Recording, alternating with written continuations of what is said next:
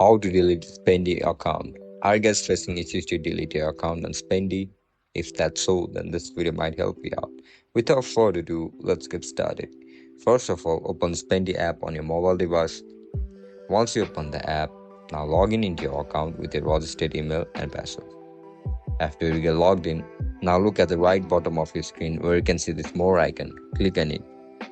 After you click on it, you will be provided with multiple options over here. Just scroll down, click on Advanced.